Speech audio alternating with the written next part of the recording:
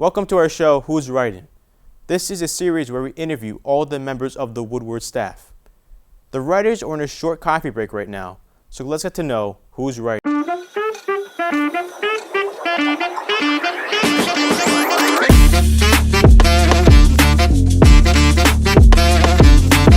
Welcome to our show, Who's Writing, presented by the Woodward.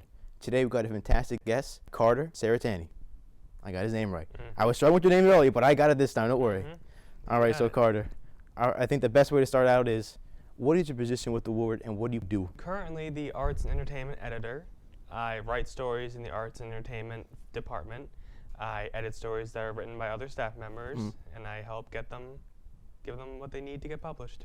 So you were a staff writer before, and now you're the editor, correct? Well, before Arts and Entertainment, I was actually the community editor. I was in that department, but then I was a staff writer before that, and now I'm here. All right. So do you prefer writing stories, or do you prefer pure editing and stuff? Because I know you don't write too many stories now because you're more editing and focus on that. So which side do you prefer? That's a good question. I mean, I like both for different reasons. Like when you're writing the story, you have more, I don't want to say control, but that's the best word. You have more control over what is put out there and in that story. When you're editing a story, you're kind of giving your own input on someone else's story, and it's going from there. So honestly, I'm going to say writing. I like writing better. So what was your most favorite article you've written on the Woodward? I know you've been here for quite some time, so what was your favorite article? Yes, that is... Or if you don't have one, you can give a top three, if that's easier for you. All right, but it's up to you. All right, my top three. I think my Walking Dead review is definitely up there. I reviewed the entirety of The Walking Dead after the series finale, and that was a bit of a challenge because it was 11 seasons. Another story that's up there, I'm going to say my interview with Dean Johnson. He was the former dean of students, I believe, was his field, and I really enjoyed that one because, it was my first time doing it. I was learning all the hoops. I was learning the ins and outs with that story. And I just really think that that was a good foot in the door, in my opinion. And my third is probably when I helped review No Way Home. And that came out because I love that movie. And I was really excited to have an input on our review of that movie. All right. Outside of the Woodward and the comm department, do you do anything else like radio, TVM, anything like that? I did do the radio a few semesters ago, and I did enjoy that a lot. But my schoolwork kind of got a little crowded, so I had to drop some things, and unfortunately, the radio was one of them. I'm also currently in the formerly recognized Marywood RPG Club. I'm currently the president of that by default, so I'm hoping to get that re-recognized next semester because I'm not going to be here by then. So I'm just doing what I can to get it to where it needs to be to get recognized again. So you're graduating this May? Yes, I am. Do you have any plans outside of Marywood at the moment, or are you still just letting it ride out? I'm still figuring that out. I'm hoping to do create some creative projects to hopefully get my foot in the door towards TV and film. But it's more luck based really. But I'm going to do what I can and let fate play the rest. All right. So I want to step outside of Marywood at the moment, talk about your personal life, your interests and what things you do outside of school. All right. Well, I am an aspiring an aspiring creator. I'm working. Me and my friend, a freshman in Marywood at the moment.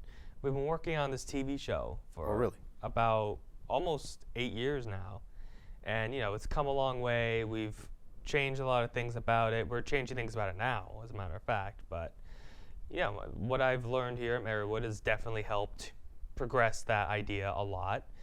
I'm also a creative writer. I write my own original works on my own time, and like I said, I'm hoping one of those original works could be my foot in the door towards this field. All right. So I want to talk about some of your passions at the moment. You mentioned The Walking Dead. I know I saw a video of you making Morgan's axe online. Oh, you saw that? Yeah, I did. Oh my God. So, what was the spark for your love for this show? Because we talked about that you're writing 11 seasons for the Woodward. You made these props and stuff. So what made you love this show? Well, That was around the time I was on a zombie fix. Zombies were becoming my hyperfixation very quickly. And around that time, my dad, who was a big fan of The Walking Dead, basically told me, hey, there's this show that has everything you're currently liking in it. Why don't you check it out? And so I sat down. I remember I sat down with him, and we watched the first episode together. And as soon as it was done, I was like, I got to see the next one. I got to see what happens next. And it just kind of just spiraled from there. And, now I'm here at the end of the show with all the spinoffs on the way. And yes, I am keeping up on those as much as I can. All right. So I want to talk about Star Wars. So obviously there's a lot of movies. We'll talk about the focus on the 9. What was your favorite one? And the new ones? No, I'm afraid not. Yeah, it makes sense. Yeah. Either Revenge of the Sith or Empire Strikes Back. Either one of those two. Why? Well, Revenge of the Sith is, it's currently coming back as a big favorite for a lot of people who grew up on those movies and rewatching it. Yeah, it's definitely like this. It tells an epic story about the descent of the Jedi and how they became what they were. But at the same time, Empire Strikes Back is just so iconic. Yeah. You know what I mean? It has all those iconic moments, all those iconic characters, Luke Skywalker, Darth Vader, Han Solo, all those characters who are Star Wars, really. We wouldn't have Star Wars without any of them. Yeah. We wouldn't have Star Wars without that movie, I feel like. So it's just like, it kind of deserves that respect, Yeah. All right. I also know you're a big fan of cosplay. Oh, yes. I know I saw you did Boba Fett, Ghost from Modern Warfare 2. So we got anything in the future you're thinking about, or like one of your favorites? Well, actually, this last weekend, I went to the NEPA Comic-Con, the first annual, in the Moon Tavern, and I was going to dress up as Boba Fett for that one. But while I was doing a test fit, I ripped the back of the jumpsuit. So I was like, oh, crap, now I got to rush to make a new one. So I spent that whole next day, the day right before the con, running around Dixon City and grabbing stuff to make the homemade Spider-Man costume from Homecoming. And yeah, I wore that there. I was very proud of how that one came out. But for the future, I'm definitely I'm working on a Mandalorian cosplay, but with a twist. He's a zombie hunter Mandalorian. So I have a bunch of Mandalorian pieces already 3D printed with like blood smeared on them. I found this old zombie head decoration around my house that I'm just gonna attach to the hip, like he just came off a bounty or something. But that one's been a bit of a struggle. It's taken a long time. Like I started that one 2 years ago, but a whole bunch of stuff just kept coming up, like schoolwork, work itself, and it was just constantly being pushed to the side. But it's coming along, definitely. What was your favorite childhood movie? Not movie, like more like a TV show or movie. Up to you. I was definitely more of a TV kid growing up. Definitely TV kid. It's hard to pick a favorite, man. I had so many favorites as a kid. I was big on like Ben 10, Fairly Odd Parents, Jimmy Neutron, a bunch of Disney Channel shows. But I think the safest one to say that everyone in my family liked was Good Luck Charlie. We just loved that one a lot. And for me, I'm going to probably say either Avatar The Last Airbender or Ben 10. Yeah. One of those two for me, personally. And then final question of the day. Is there anything you want to like tell the audience, like anything about yourself, about Marywood, just to get off your chest, anything like that?